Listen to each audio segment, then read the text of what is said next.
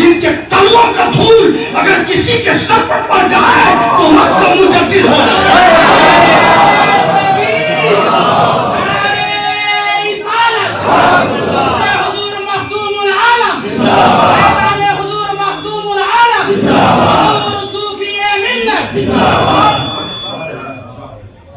مخدوم پاک کی بارگاہ میں حاضر ہیں آپ، کتنی خوش نصیبی ہے۔ اپنے آپ پر آج اس وقت فخر کریں۔ میں نے ایک جگہ دیکھا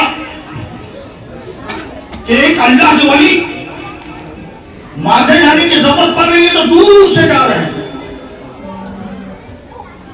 جنگلات کا وقت تھا، کسی ولی سے ملاقات کی، کہا کہ کہاں جا رہے؟ کہا کہ مالدہ، کہا کہ سیدھا راستہ تو یوں ہے تو اتنا گھوم کے کیوں رہا ہے؟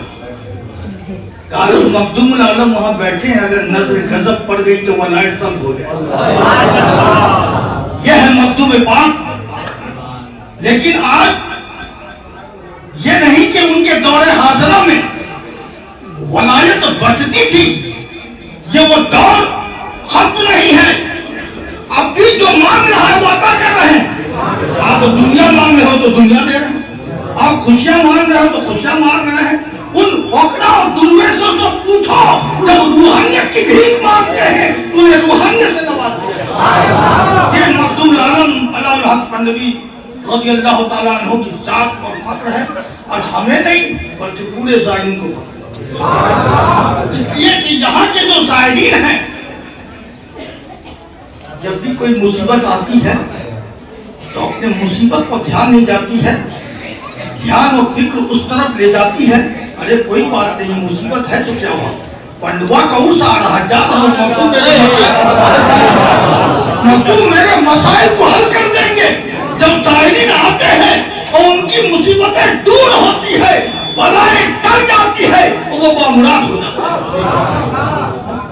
دور دراز سے لوگ آتے ہیں، ارے زائرین تو چھوڑو، یہ وہ در ہے جو درویشوں کو بھی چھپتا نظر دیکھا ہے۔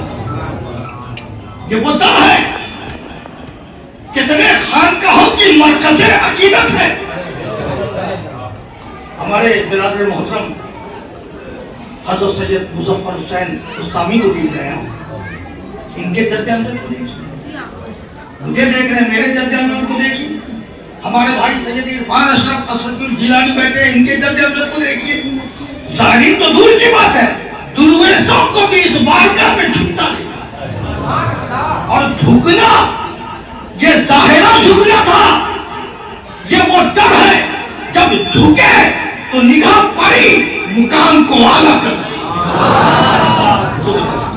سلسلے جس کا رسم ہے، صاحب سجادہ کی موجودگی ہے، ہم انہیں نہیں دیکھتے ہیں، ان کی نسبت کو دیکھتے ہیں کہ کس بارگاہ کے سے نسبت رکھتے ہیں، اس مسجد سجادی میں جلوہ